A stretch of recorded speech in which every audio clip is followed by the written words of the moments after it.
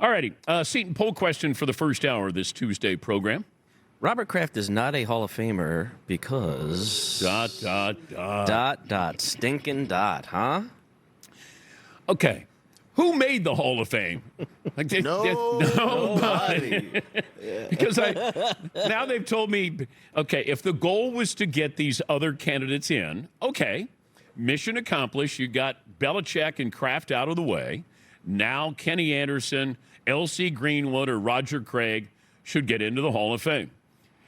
Adam Schefter reported Robert Kraft did not get the 80% total to make the Hall of Fame.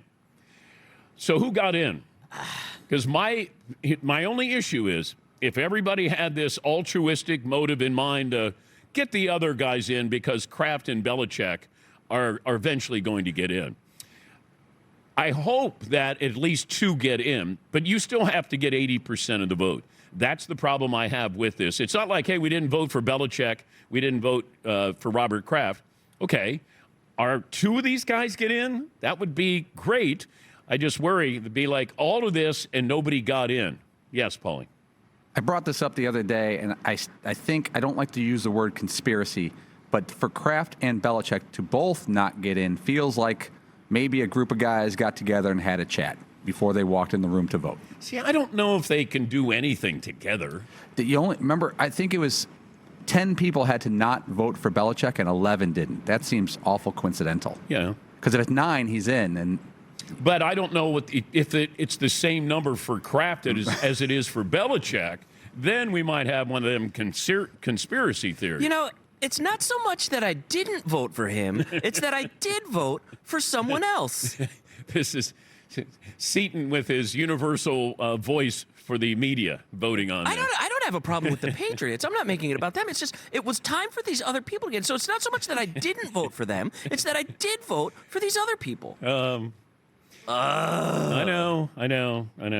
It still comes back to this is your job. Your job is, hey, Hall of Famer, yay or nay. Not, he cheated. I'll get back to you next year on this.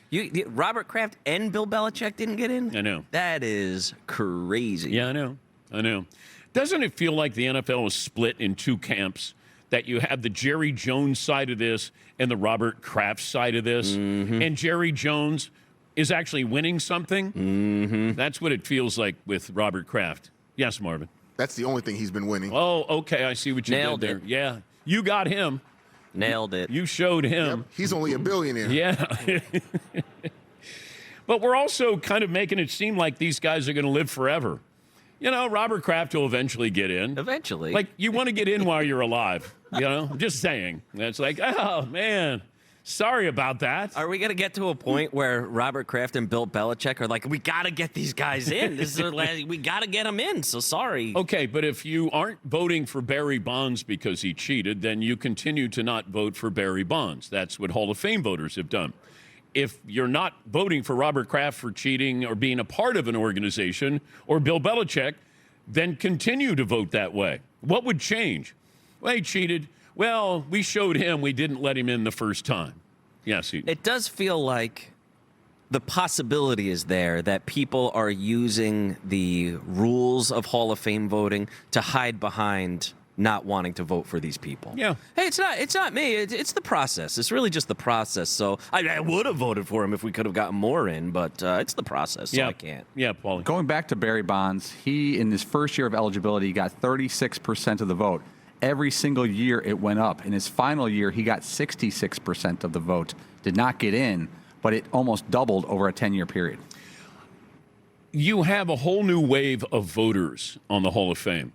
And I think they're probably more lenient. It feels that way about steroids. I don't buy into this, what Larry Baer, the CEO, said yesterday. Well, he was a Hall of Famer before, he got here. Yes, but then he cheated after he got here. That you can't have both of those together. It's rum and Coke. It goes together there. It's not, the rum, that was there, and then we had to sprinkle in something else there, and that tainted the drink here. Yes, Marvin. Doesn't the media vote on the MVP also? For the league, you mean? Yeah, for like the NL MVP? Yeah. They voted him MVP 4 straight years when his arms were popping out of his jersey and his head size changed. And now all of a sudden you want to get on your moral high horse and say, oh, you know what? I know I voted for him for MVP 4 straight years, but now the Hall of Fame comes up, and now I don't want to because I guess I'm on some moral high ground. Yeah, no, that's a fair point there. Yes, Todd? And then there's the whole steroids don't have anything to do with hand-eye coordination. You still I have to be know. able to hit the ball. I know. Maybe he wouldn't have hit it 700 feet, but still. All I know is you look at the numbers, and this isn't a left-handed hitting friendly ballpark here. And what he did now it's amazing what he did. That's you kind of look at Lance Armstrong and you go, man, those steroids, they work. As a former player told me one time, he got popped for steroids, and I said, how did you feel? He goes, steroids work, man. And I go, yeah, I get it. If you're willing to cheat, and they always say, well, I was just trying to get back injury, trying to help my teammates. Like, oh, okay. Oh, that's a good excuse. Like Andy Pettit always, hey, I was just trying to help my team. And he'll probably get into the Hall of Fame one day. Yeah, Paul. I love going back to look at Barry Bonds' stats with a 5-year run in San Francisco. It's really akin to a running back running for 3,000 yards while others are running for 1,500. He had a season at 39 years old. Yeah. He hit 362 to lead the league. He hit 45 homers. Oh, well, that's not that much. He was walked 232 times, by far the most in history. They took his bat away 1/3 of the time, and he still hit 45 homers. Yeah. It's freaky.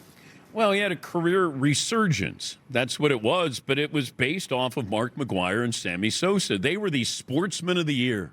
They were the big thing in baseball. Cover of Sports Illustrated, and Bonds looking at that going, are you kidding me? Those guys aren't anywhere near how great I am. So he went out and proved that. And boy, did he. See, he did too much. It's like sometimes you get artificially enhanced, and he got artificially enhanced. And that's a problem.